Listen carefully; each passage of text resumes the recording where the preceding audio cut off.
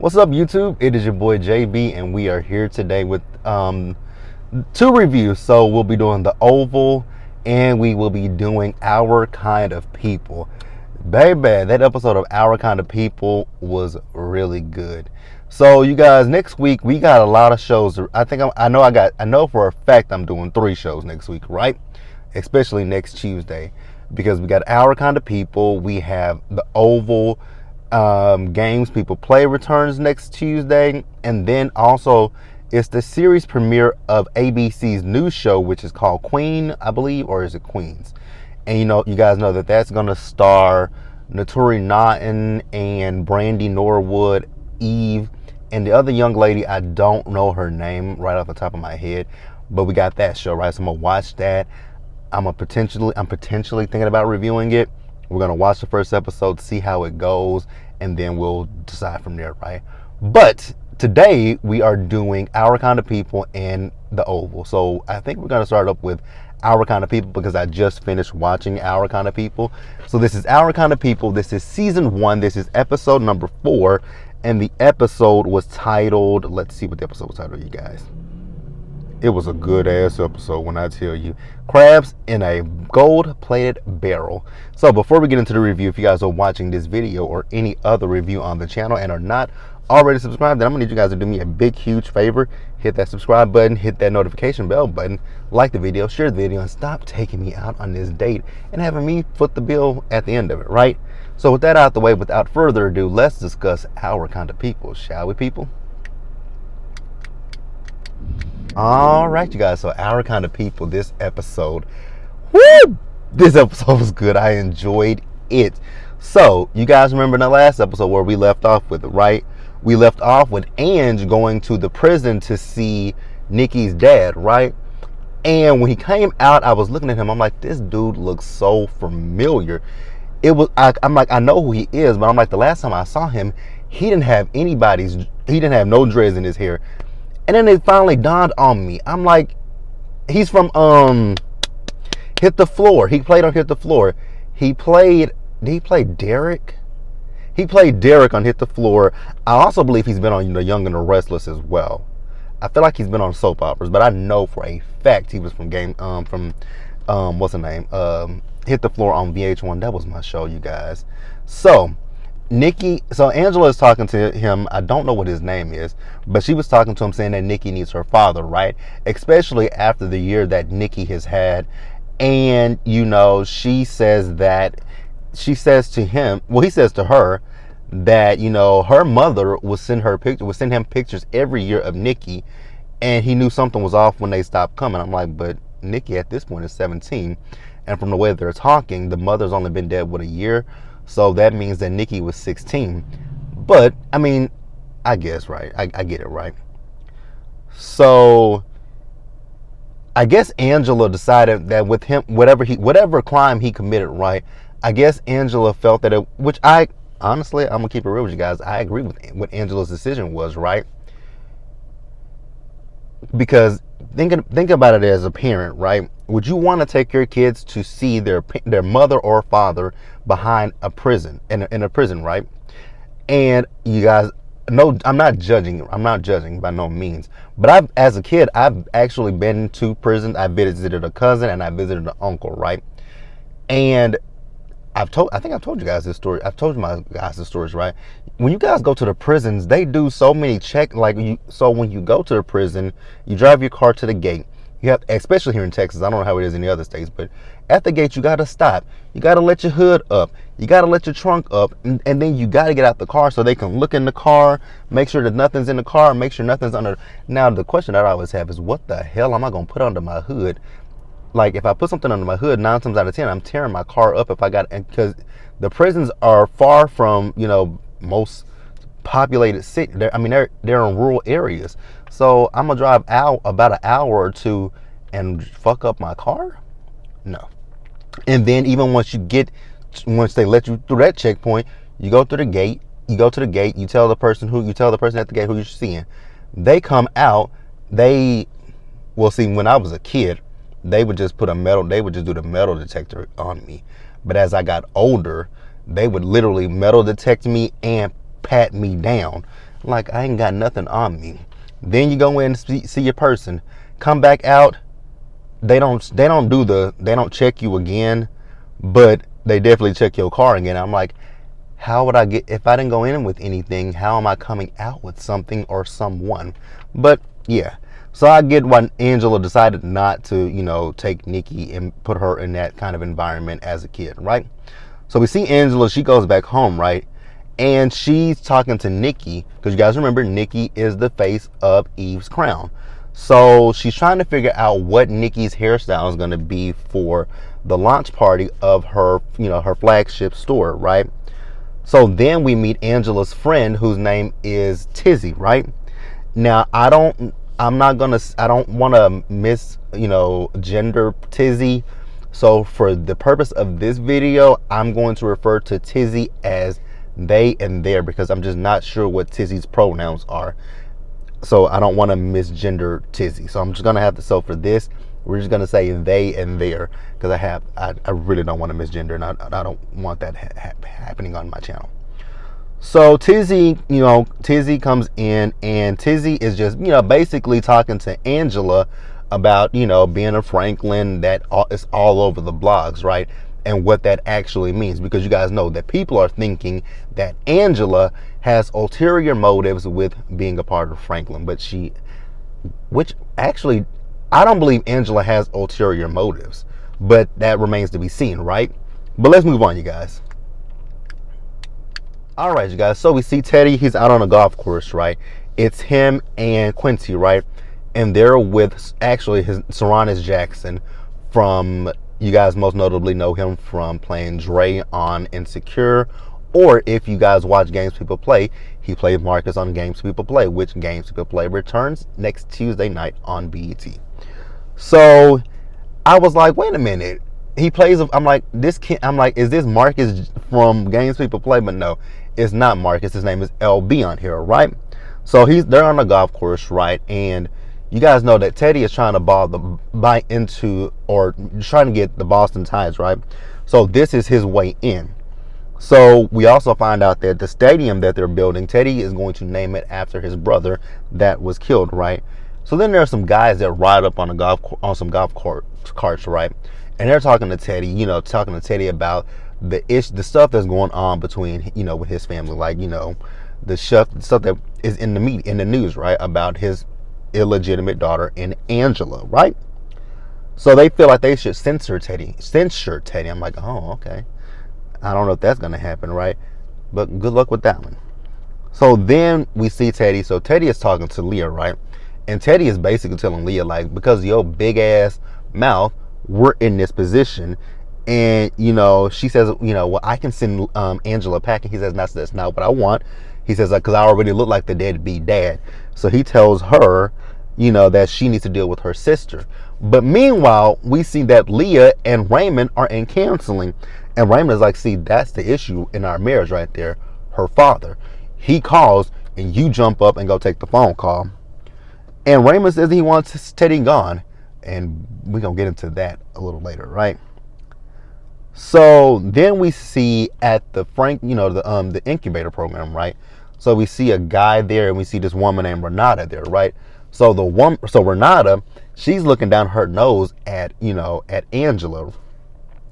So they go around the table and they introduce themselves, right? So Renata feels that basically this is nepotism, the fact that Angela just is, this newfound daughter of Teddy's and this sister of Leah's is in this incubator program. And she's like, yeah, coincidence, huh? And Raymond had to stop her, like, wait a minute now, Renata, your aunt, who's a congresswoman, made one phone call and you're a part of the incubator program. So let's not go there. I was like, thank you, Raymond. Stand up for her, right? So Leah is telling Angela that she wants her to pitch her financials to her by the end of the week, which it's that part. I know Ange thought that she was being shady and whatnot, but it's not really her being shady, right? If you guys watch the ABC television show Shark Tank, when people that's how you have to do things. When you go into an investors meeting, when you want people to invest into your business, you have to go in there with your numbers. You have to tell them what you made year to date, what you expect to make within the next year. If you want them to, actually, that is a show that you guys should definitely, if you guys are interested in anything small biz, if you guys are interested in things like that in business, watch Shark Tank. It's a really, really great show. I've learned a lot from Shark Tank. You guys know that I went to school for business administration, and I, at some point, because I have a few business ideas, and I actually do want to take my ideas to pitch it to the sharks. So you go in. I mean, so this is the same thing. You're coming to them, asking them for their money, and you're going to give them a percentage of your company. So they want to know, how much did you make last year? What are you on? What are you on track to make this year? What are you on track? What do you project to make next year? Like, they want to know all of that stuff. So Angela took it in the wrong way, but that's business, baby. As much as I don't like Leah, that is business. That is very much so business. But let's move on, you guys. All right, you guys. So we see Angela. Angela, she went home, right? And as she got home, there are a bunch of reporters there, and they're asking her questions about being a Franklin, right? And then they see Nikki comes out and she says something to her. So they go up to Nikki and ask her, what does she think? And Angela's like, wait a minute now. You don't have permission to talk to her. Back the hell up. And she tells them, but if you want anything for a news bite, my flagship store, it opens Friday at such and such place, right? So then we see Leah and Tyreek. So Leah and Tyreek, they're on the tennis court, right? And they're talking about Angela. And she's like, well, I'm running point on Angela. And then that was when Tyreek was like, but why are you guys so concerned about Angela? Which is a good question. But I guess I can kind of see where Leah's coming from. This woman came out of nowhere, right? And it's now revealed that you're my father's daughter, right? So the question does kind of come up, like, what is Angela's motives? So I guess I can understand it to an extent. But Tyreek says that Angela is a good person, which she is. Angela is a good person. Leah, on the other hand, I got my eye on her, right? But Leah is a complete B word. Because we found out that Leah was like that toward Tyreek at their boarding school. I'm like, damn, Leah, so you just been an asshole to people for years? So then we see Nikki and Angela, right? So Angela tells Nikki about this new, this situation that's going on between she and Leah, and how she has to prove that she belongs, right? But she also, she's talking about, how she has to, show her financials and everything. And then she comes up with this thing, how about I do this? The Eve's Crown Challenge, where basically black women who are on their natural healing journey, they'll tell their story, right? And she'll present that at the party. So moving back over to Tyreek, we see him, and he's back. He's taking these cameras out of Angela's place, talking about there are some recalls. I'm like, nah, bro, that's your guilty conscience getting to you, huh? You couldn't deal with it. That was your guilty conscience. So then she was like, I really wanted to be the one that told you that Teddy was my father, but the way that it came out, she couldn't really control it, right? So then she basically tells him that she doesn't want him to get tangled up in this mess. And she asks him for some space, and he says, okay, cool. We can take some space, right? So then we see Teddy and Leah, right? So Teddy is telling Leah that he has this dinner tonight with the owners of the Boston Tides that they've agreed to sell. And that was all kind of brought about because of him and Quincy talking with LB, right? So Leah is like, but me and Raymond are gonna have dinner. He says, I need you there. I'm like, this is the problem with Teddy. This is the problem with you and Raymond now. He feels like, actually, I'm pretty positive that man feels like a second fiddle in his marriage, right? Like, you married me, but when your father says, I need you, you immediately run to him, right? Yeah, that would be a problem. But let's move on. All right, you guys. So we saw Leah. So Leah got a phone call, And it was about a meeting that was called by the Gray Cities. And she's like, I ain't calling no Gray Cities meeting. So we see her. She goes down to Franklin, right? Angela's there in the boardroom. And there's this woman there that is giving her hair care testimonial, right? And Angela is recording it. So Leah comes in. And the thing about Leah that annoys me is the fact that Leah loves to just talk down to Angela. You call that, it's ghetto swap meet, it's hood this, it's everything with a negative kind of, it's just everything, it's just really negative, everything that she says. And it's basically this rich, uppity black woman looking her nose down on someone that she feels is far beneath her, right? So I love the fact that anytime Leah comes at Angela, Angela comes back at her with a classy, elegant clapback. I'm like, that's right, girl. You read her without even cussing her out. So then we see Raymond, right? So Raymond is meeting with this guy named Hank, right? And he has this presentation of food, right? I didn't understand it. I didn't really understand it. But what he's trying to do is he's trying to use this as a bargaining chip, as a bargaining tool, so that way he can get an investment. And then the guy was like, okay, well, I need to see your numbers, right? So he makes a phone call because he's trying to get Darman back. So he makes a phone call, right? That phone call didn't go the way he thought it was going to go. It was very unsuccessful. So the guy was like, hey, whenever you're able to get it to me, like we can work from there, right? So then we see Nikki. So Nikki is recording Taylor, and Taylor is giving her hair care story, right? So once they finished recording, Nikki was like, man, I need to take a picture of you, because when you have your, she had to catch herself, but she was about to basically say your rags to riches story, right? And Taylor and Nikki kind of had a moment where they were about to kiss. I'm like, oh, but I saw this in last week's episode. I'm like, yeah, it's going to be something there, and that's going to drive even more friction between Lauren and Nikki, right? So Lauren actually comes up, right? And Nick was like, hey, cuz, too soon. I'm just gonna walk away, right? So Lauren tells Taylor that she wants them to go public at this point. I'm like, oh, okay. She does thank her for dropping the charges. And Taylor's like, okay, we can go public, but you gotta be cooler. You gotta be nicer than Nikki. Well, when she found out that, never mind, because I'm about to get ahead of myself. So we see Nikki. So Nikki is talking to Angela, right? She's telling Angela that she doesn't want to be the face of Eve's crown because she just doesn't want to be bullied. She's already dealing with the stuff from last week's episode when the fight, reemerged on social media. So she's just still dealing with that, and she just doesn't want to put anything else on her, which as a teenager, I guess I can understand. Actually, no, I cannot. Because when I was a teenager, social media was not a thing. Like, it's really interesting seeing these kids grow up today with social media.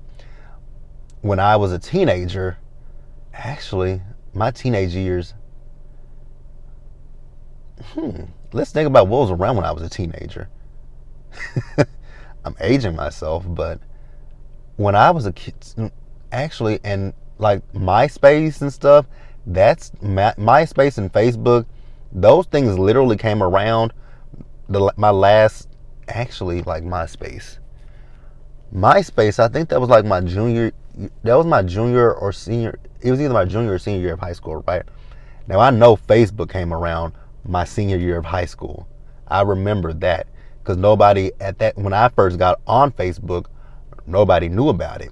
Like, not a lot of people knew about Facebook at the time. I think it was like 2007, 2008. So nobody really knew about it. And yeah, so that was it.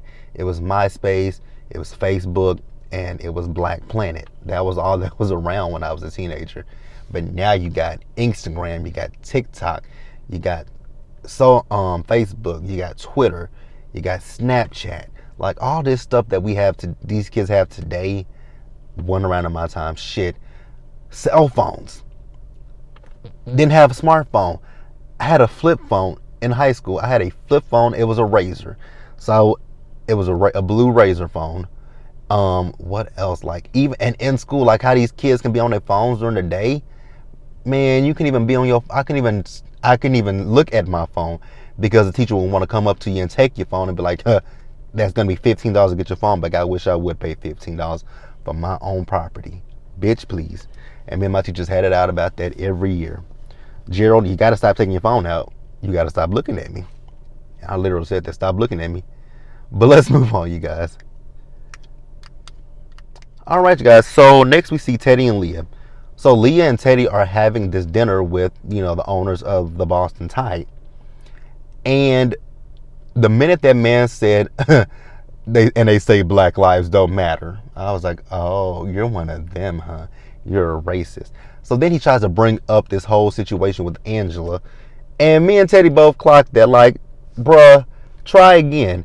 That ain't what your issue is. You don't have an issue with my quote illegitimate daughter, because that's what he was trying to say, right? You have an issue with my skin, my race. That's what your problem is. And I was so happy that both Teddy and Leah said, you know what? We're not going to run, jump, and play fetch for you. We out this bitch. So then we see Leah go home, and Raymond's there, right? Remember, they were supposed to have dinner. He's like, yeah, I realized I wasn't that hungry. I was like, well, damn. So he tells her that the issues in their marriage started with the bailout with Darman, right? And he tells her that, he's been locked out of Darman's financials. So he asks her if she knows anything about that. She says, oh, no, it was just probably an accounting error. He says, this is your father, and I asked you about it, and you can't even be honest with me. I'm like, do you really believe that Teddy told her? Because Teddy keeps secrets from her just as much as he's keeping secrets from you, but okay. So then we see Angela, right?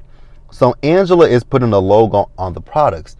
And Tizzy comes in, right? Tizzy is talking to her. He's like, what the hell is, he's basically like, what the hell is that, right?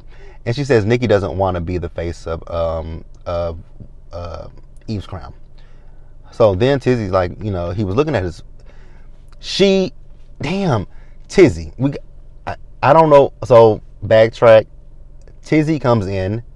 I think it might just be easy for me to say Tizzy instead of saying, because I just said she and he, they, forgive me, you guys, forgive me.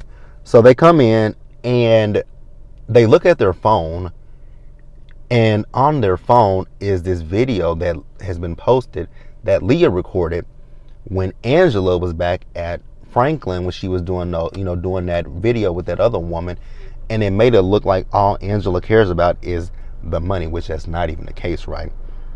So then we see Angela, and actually after that, Angela went and confronted Leah, right? And it was in that moment I'm like, you know what? Leah has a lot of misguided anger, right? Misguided, misdirected. You are directing your anger towards Angela. Angela didn't ask to be born, like you didn't ask to be born. So you coming at your sister all kinds of wrong. The person that you're upset with is your father. That's who you should be upset with. Literally, Teddy is your problem, right? So then we see Angela, so we see her party, right? It's a little bit of a ghost town. So Piggy tries to uplift Angela, and then she tells Tizzy, hey, what you need to do is you need to call and make an emergency call to the pretty committee. I'm like, the pretty committee? I'm like, I wonder who that is, right? So then we see Tizzy. So Tizzy, they're talking to Nikki, and Tizzy is telling Nikki that, we need to come together and help your mom. And Nikki is like, but I don't want to be the face because I don't want to deal with ridicule, be subjected to bullying, any of that, or the trolls, right? And Tizzy just basically tells her that she's just as strong as her mother is, right? Now, see, Tizzy did say that if you go look in the high school yearbook, you will see a little boy that looks like Urkel. But again, I don't know how Tizzy identifies. So, like I said, on the safe side, I just want to say they and their. So we then see a scene with Nikki's dad, and he's writing a letter. I thought he was going to write a Dear John letter to. I thought he was going to write a letter to Nikki. No, this fool is writing a letter to Teddy. I'm like, oh, you ain't shit. Oh yeah, you guys, it's raining, so you guys might hear the rain. But let's move on. All right, you guys, now we wrap up. So back at the party. So like I said, the party was basically a ghost town, but Piggy, she's sitting there talking to Angela, and she's just telling Angela, like, girl, pick yourself up, get on that stage, and address your people, right? So Angela does get on the stage, and she gives a great speech, right? And even in her speech, she addressed her sister and was nice to her. I'm like, girl, you better than me.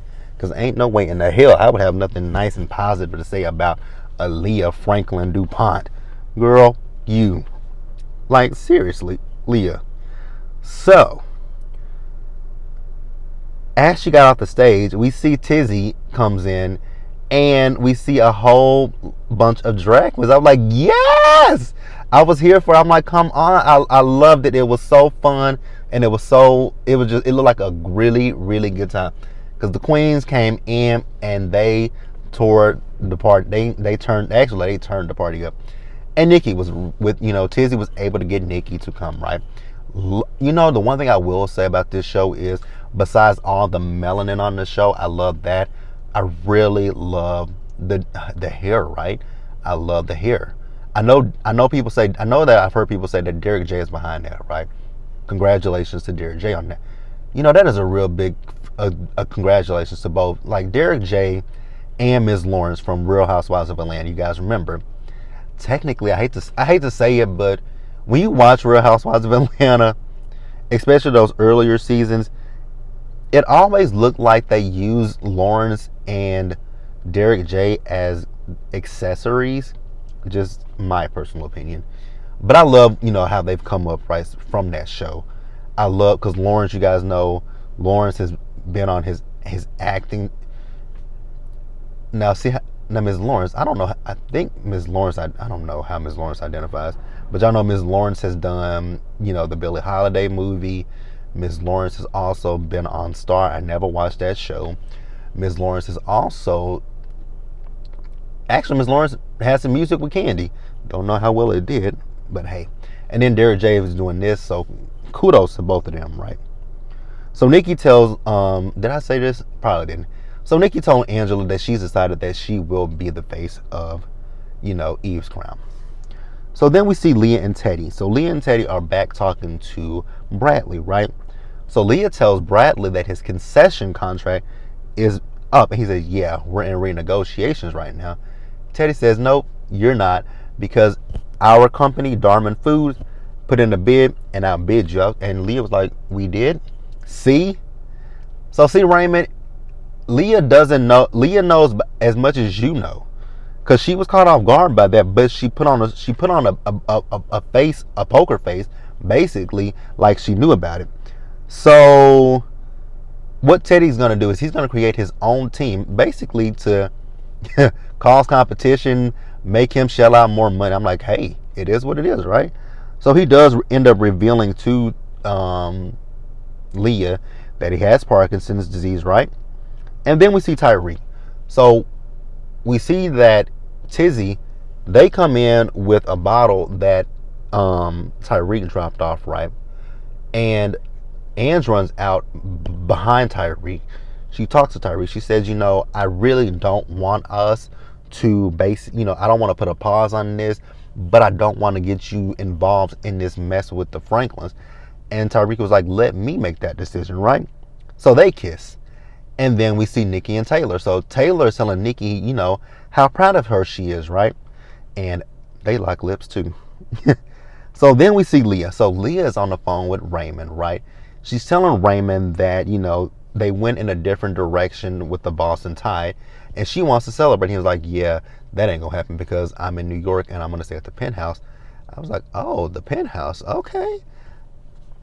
Boy, I would love to be that rich where I have a house here in Texas and I can just have a penthouse out there in New York, have me a little condo in Atlanta. Man, Lord, if that's what you want for me one day, I graciously accept it. So actually we see as Raymond is meeting with his ex-wife. I've saw her before. I know she's played on some shows that I've watched. I'm pretty positive She played on season. She was on season 1 of Games People Play. I just can't. I've saw her so many times. I just can't think of the woman's name.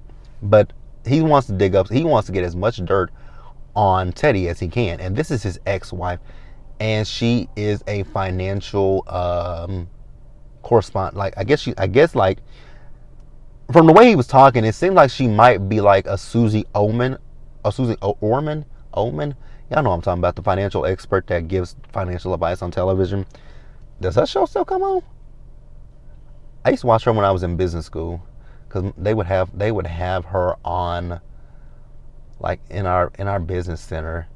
They would literally have it on that channel, and we would get. They gave us a free subscription to Business Week magazine, which was actually a great magazine. It's a great magazine. Loved it. But that's it, you guys. Let me know what you guys thought about this episode. Leave your comments in the comment section below. Subscribe to the channel and hit the notification bell button so you guys are notified of when I drop anything else, and share the video. With that, and into the next one, you guys stay safe out there. Take care of yourselves. Remember to wash your hands, wear your mask, socially distance, be blessed, you guys. And I'm going to catch you guys in the next one. Bye, guys. That was long.